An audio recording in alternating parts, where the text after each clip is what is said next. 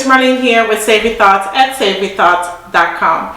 Welcome back to our channel, and if you are new here, welcome.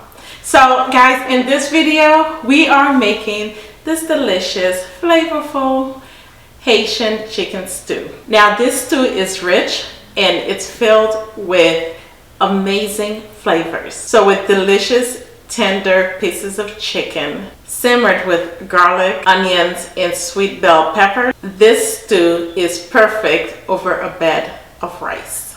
So let's get started.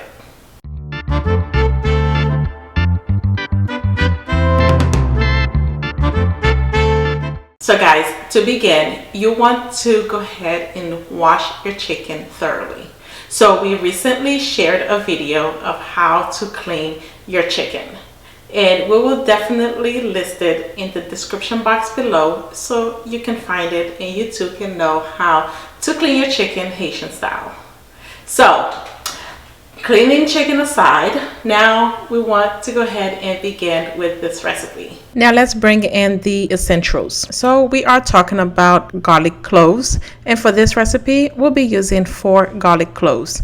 And instead of using the knife to mince or dice the garlic, I am actually using a mortar and pestle so I can smash the garlic. This helps the garlic flavor to be more profound in the recipe. Next, you're also going to need onion, and for this we are using the yellow onion. About a medium-sized onion will be sufficient. Go ahead and slice half of the onion, then chop the other half. We will use that later on in the recipe. The base seasoning for this recipe is the Haitian épice. It's one of our popular recipes on the website at savorythoughts.com. Next, go ahead and add half a cup of the Haitian épice and lightly season it with salt. For this recipe, we are using about 6 thighs and about 4 legs. You can leave the skin on if you choose to, or you can remove the skin. Mix it well and allow it to marinate for about 30 minutes or longer if you can. It's really best overnight. That way all the flavor has been infused into the chicken. When you are ready to cook, in a large wok or skillet or a bottom pot pan, go ahead and add your oil. This we are using 2 tablespoons canola oil. I don't recommend that you use olive oil for this to sear the meat because olive oil burns hot and you don't want to end up burning the pot before you could get to brown the chicken. So any oil like canola oil, peanut oil, grapeseed oil will be just fine.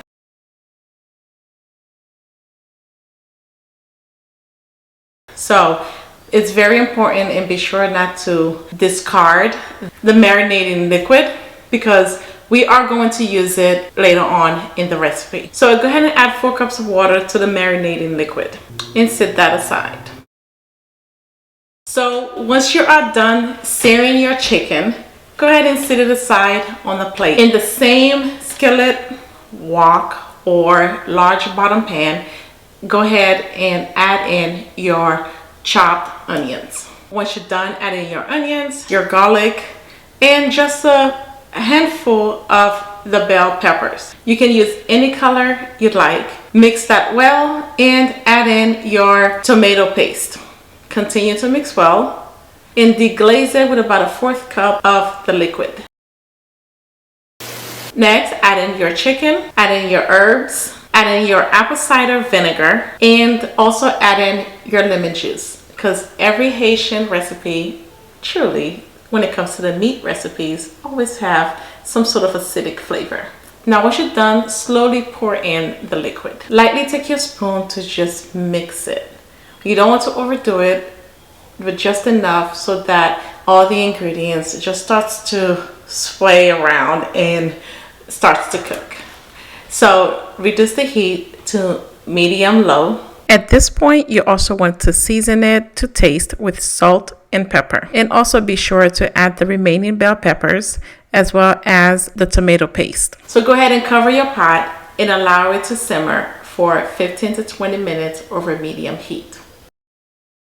As your meat cook, I do recommend that you stir it lightly occasionally so that it doesn't stick to the bottom of the pan. So once your time is up, go ahead and add in a few slices of onions. Now this is very common in Haitian stews.